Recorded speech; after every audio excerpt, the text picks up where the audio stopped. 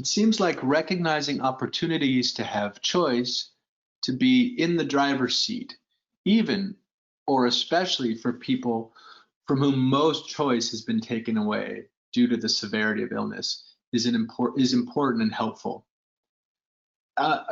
Absolutely, Megan. Thank you. I think sometimes I was just having a conversation this morning with someone about this notion of control, and it kind of takes on a negative, like control freak. We're so controlling. But that's a really important impulse in human beings. And maybe the better word here, the one that I think we like to use, it's softer and has more, it implies something bigger going on, which is agency. You're not trying to kind of ram control into the mix, but you're trying to, it's much more like a jujitsu. You're trying to move with it and exercise your agency, your primacy in the mix is exceedingly important, because otherwise it can so feel like just things are happening to us, to me. It's just, I have no agency, I have no control.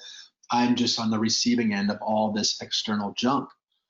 And so difficult. So yes, looking for opportunities to find ways to not only to make sure that the patient and the caregiver have control where it exists, but more importantly, feel it. Like they feel it in their bones, where they are part of this puzzle. It's not, they're not on the side, it's happening to them. This is the hazard in medicine about referring to people or thinking about people as their diagnosis. Because in their diagnosis, there's not much agency there.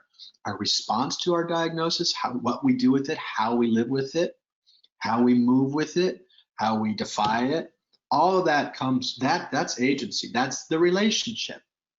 So like as any healthy relationship, all parties have to have some agency. It's not a passive process. So yeah, part of the work here for each of us as caregivers, as friends, as patients ourselves, is looking for where we actually have agency and building that out.